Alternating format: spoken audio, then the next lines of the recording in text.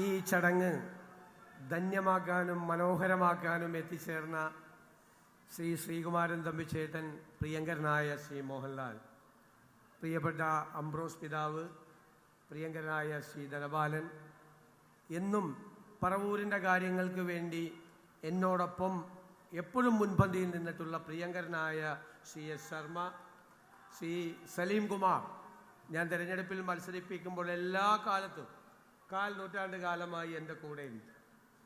എൻ്റെ കൊച്ചനുജന്മാർ ശ്രീ ഹൈബി ഈഡൻ, ശ്രീ മുഹമ്മദ് ഷിയാസ്, പ്രിയപ്പെട്ട കുറുപ്പ് അടക്കം ശ്രീമതി സിന്ധു നാരായണൻകുട്ടി അടക്കമുള്ള എനിക്ക് ഏറ്റവും പ്രിയപ്പെട്ടവരെ, ഞാൻ എങ്ങനെയാണ് ഇവിടെ എത്തിയത് എന്ന് ഞാൻ ആലോചിക്കാറുണ്ട്. നിങ്ങളുടെ ഹൃദയത്തിൻ്റെ, സ്വപ്നത്തിൻ്റെ, പ്രാർത്ഥനയുടെ തേരിലേറിയാണ് വി.ഡി. സതീശൻ കേരളത്തിൻ്റെ മുഖ്യമന്ത്രി സ്ഥാനത്തിരിക്കുന്നു. രാഷ്ട്രീയം മറന്ന്, ജാതിമത പരിഗണനകൾ മറന്ന് എനിക്ക് വേണ്ടി പ്രാർത്ഥിക്കുന്ന, എനിക്ക് വേണ്ടി വഴിപാടുകൾ നേരുന്ന, പള്ളികളിൽ പോയി മുട്ടുകുത്തി പ്രാർത്ഥിക്കുന്ന, എല്ലാ പ്രാർത്ഥനകളിലും പങ്കാളികളായ പതിനായിരങ്ങൾ, ഒരുപക്ഷെ എനിക്ക് വോട്ട് ചെയ്യാത്തവർ പോലും ഞാൻ ഈ സ്ഥാനത്ത് എത്തുന്നതിന് വേണ്ടി പ്രാർത്ഥിച്ചിട്ടുണ്ടെന്ന് എനിക്കറിയാം. ഞാൻ നിങ്ങളോട് പണ്ടൊരു വാക്ക് പറഞ്ഞിട്ടുണ്ട്. എന്നെക്കുറിച്ചോർത്ത് നിങ്ങൾ ഒരിക്കലും അപമാനഭാരത്താൽ തലകുനിച്ച് നിൽക്കേണ്ട സ്ഥിതി ഉണ്ടാക്കില്ല എന്ന്. ഞാൻ ഈ കസേരയിൽ ഇരുന്നു കൊണ്ട് ഞാൻ വീണ്ടും അടിവരയിട്ടുകൊണ്ട് അത് ആവർത്തിക്കുന്നു. ഒരു പറവൂരുകാരനും അപമാനഭാരത്താൽ തലകുനിച്ചു നിൽക്കേണ്ട ഒരു കാര്യവും നിങ്ങളുടെ ജനപ്രതിനിധി ചെയ്യില്ല.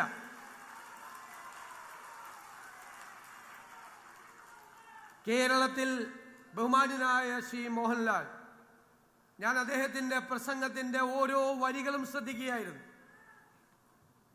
അത് കേരളത്തിലെ മലയാളികളുടെ മുഴുവൻ പ്രതീകമായിട്ടാണ് അദ്ദേഹം സംസാരിച്ചത്. അതൊരു സ്വപ്നമാണ്, അത് കേരളത്തെക്കുറിച്ചുള്ള സ്വപ്നമാണ്. ആ സ്വപ്നം യാഥാർത്ഥ്യമാക്കാൻ വേണ്ടിയിട്ടുള്ള കഠിനാധ്വാനത്തിൻ്റെ, അർപ്പണബോധത്തിൻ്റെ മണിക്കൂറുകളും നിമിഷങ്ങളുമായിരിക്കും ഇനി വരാനിരിക്കുന്നത്. നിങ്ങളുടെ ജനപ്രതിനിധി അധികാരത്തിൻ്റെ പത്രാസിന്റെ പുറകെ പോകില്ല. പാവപ്പെട്ടവനെയും പാർശ്വവൽക്കരിക്കപ്പെട്ടവനെയും ഹൃദയത്തോട് ചേർത്ത് നിർത്തുന്ന ഒരു സർക്കാരായിരിക്കും കേരളത്തിൽ ഉണ്ടാകുന്നത്. ഓരോ നടപടികളും പാവപ്പെട്ടവന്റെയും ഇടത്തരക്കാരന്റെയും ജീവിത നിലവാരം ഉയർത്തുന്നതിന് വേണ്ടിയിട്ടുള്ള നടപടിയായിരിക്കും. നമ്മുടെ കേരളം മനോഹരമാണ്, ദൈവത്തിൻ്റെ സ്വന്തം നാടാണ്. അതിനെ ലോകത്തിൻ്റെ മുന്നിൽ ഷോക്കേസ് ചെയ്യുക എന്നത് നമ്മുടെ പ്രധാനപ്പെട്ട നടപടികളിൽ ഒന്നായിരിക്കും എന്ന് ഞാൻ ഉറപ്പു നൽകുന്നു. നമ്മുടെ ഈ മനോഹരമായ അറബിക്കടൽ, ഞാൻ പറഞ്ഞു നേരത്തെ, അദ്ദേഹം സിംഗപ്പൂരിനെ കുറിച്ചാണ് പറഞ്ഞത്. സിംഗപ്പൂരിന്റെ പ്രത്യേകത എന്താ? അതൊരു തുറമുഖ നഗരമാണ്. കേരളത്തെ ഒരു തുറമുഖ നഗരമാക്കി മാറ്റാനുള്ള കൃത്യമായ പദ്ധതികളുമായിട്ടാണ് ഈ സർക്കാർ നിൽക്കുന്നത്.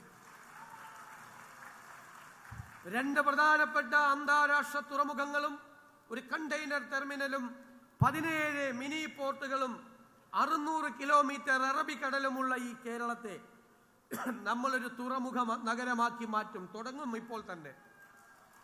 4 അന്താരാഷ്ട്ര വിമാനത്താവളങ്ങളുള്ള കേരളം, ഇന്ത്യയിൽ ഏറ്റവും കൂടുതൽ ഏവിയേഷൻ പ്രോജക്റ്റുകളുള്ള സംസ്ഥാനമാക്കി നമ്മൾ മാറ്റും.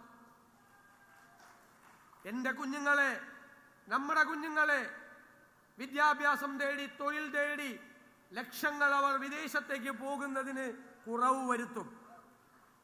അവരവരുടെ മാതാപിതാക്കളോടൊപ്പം കേരളത്തിൽ നിന്ന് നന്നായി പഠിച്ച് നല്ല ജോലി കിട്ടുന്നതിനുള്ള അവസരം നമ്മൾ ഈ നമ്മുടെ കേരളത്തിൽ ഉണ്ടാക്കും. ഞാൻ ദീർഘമായി പറയുന്നില്ല, എല്ലാ ബജറ്റ് പുറത്തു വരാൻ പോകുന്നില്ല. ധനകാര്യ വകുപ്പ് കൂടി ഏറ്റെടുത്തിട്ടുള്ള ഒരാളാണ് ഞാൻ. അതൊരു വെല്ലുവിളി ആയതുകൊണ്ടാണ് അത് ഏറ്റെടുത്തത്. കേരളത്തിൻ്റെ സമ്പദ് വ്യവസ്ഥ മെച്ചപ്പെടുത്തണം. ഞാൻ എപ്പോഴും പറയും, ചാണക്യൻ്റെ അർത്ഥശാസ്ത്രത്തിൽ വളരെ രസകരമായ ഒരു വരിയുണ്ട്. ഞാൻ പണ്ട് അസംബ്ലിയിൽ പറഞ്ഞിട്ടുണ്ട്. ഭരണകൂടങ്ങൾ നികുതി പിരിക്കുന്നത് പൂമ്പാറ്റ പൂവിൽ നിന്ന് തേൻ കുടിക്കുന്നത് പോലെ ആയിരിക്കണം. പൂവ് അറിയരുത്, പൂവ് പോലും അറിയാതെ, ജനങ്ങളെ ദ്രോഹിക്കാതെ, ജനങ്ങളെ പ്രയാസപ്പെടുത്താതെ നമ്മുടെ സമ്പദ് വ്യവസ്ഥയെ നമ്മൾ മെച്ചപ്പെടുത്തും. നമുക്കൊരുപാട് ലക്ഷ്യങ്ങളുണ്ട്. കേരളത്തിലെ ഏറ്റവും വലിയൊരു പദ്ധതി നമ്മൾ പ്രഖ്യാപിച്ചു. മുതിർന്ന പൗരന്മാർക്ക് പ്രത്യേകമായ മന്ത്രാലയം ഇന്ത്യയിൽ ആദ്യമായി ചെയ്യുന്നതാണ്. ഒരു സമൂഹം എങ്ങനെയാണ് പരിഷ്കൃതമാണ് എന്ന് കരുതുന്നത്, ആ സമൂഹം അതിലെ മുതിർന്നവരെ എങ്ങനെ അവരോട് പെരുമാറുന്നു എന്നതാണ്. ഇന്ത്യയിൽ ഏറ്റവും പരിഷ്കൃത സമൂഹമാക്കി മുതിർന്നവരെ ആദരിക്കുന്ന, അവരെ ശ്രദ്ധിക്കുന്ന, കുഞ്ഞുങ്ങളെ പോലെ ശ്രദ്ധിക്കുന്നവരാക്കി ഞങ്ങൾ മാറ്റും. ഒരു സംശയവും വേണ്ട. വരാനിരിക്കുന്ന തലമുറകൾക്ക് പ്രതീക്ഷകൾ നൽകുന്ന, സ്വപ്നങ്ങൾ ഉണ്ടാകുന്ന ഒരു കേരളം നമുക്കുണ്ടാക്കണം. ഒറ്റയ്ക്ക് കഴിയില്ല ഒന്നിനും. നമുക്ക് ടീമാവണം, ഒരു ടീം ബിൽഡ് ചെയ്യണം. കേരളത്തിൽ എല്ലാവരും ഒരുമിച്ച് നിന്നുകൊണ്ട്, എല്ലാവരെയും ചേർത്ത് പിടിച്ചുകൊണ്ട്, ഞാൻ എപ്പോഴും ആഗ്രഹിക്കുന്ന എൻ്റെ ഒരു കേരളമുണ്ട്. ജാതിമത ചിന്തകളില്ലാതെ എല്ലാവരും സാഹോദര്യത്തോടു കൂടി നിൽക്കുന്ന കേരളം. ഈ രാജ്യത്തോട് ഉറക്കെ വിളിച്ചു പറയാൻ പറ്റണം, എൻ്റെ കേരളം, നമ്മുടെ കേരളം മതേതര കേരളമാണ് എന്ന്.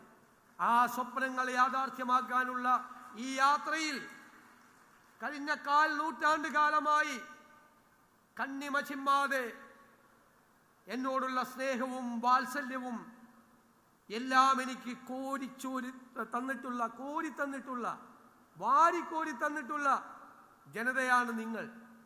ആ നിങ്ങൾ, ഞാൻ ഇവിടെ എത്തി നിൽക്കുമ്പോൾ, ഞാൻ തിരിഞ്ഞു നോക്കുമ്പോൾ ഞാൻ കാണുന്നത് നിങ്ങളെയാണ്, നിങ്ങളെ മാത്രമാണ് എന്ന് നിറഞ്ഞ കണ്ണുകളോടെ പറഞ്ഞുകൊണ്ട് ഈ നാടിനെയും നിങ്ങളെയും മറക്കില്ല, മറക്കാൻ എനിക്ക് കഴിയില്ല എന്ന് മാത്രം വിനയപൂർവ്വം സൂചിപ്പിച്ചുകൊണ്ട് ഈ സ്വീകരണ സമ്മേളനം എന്നും ഹൃദയത്തിൽ സൂക്ഷിച്ചു വയ്ക്കാനുള്ള ഒന്നാക്കി മാറ്റിയ നിങ്ങളോട് എല്ലാവരോടും നന്ദി പറഞ്ഞുകൊണ്ട് ഞാൻ എൻ്റെ വാക്കുകൾ ചുരുക്കുന്നു.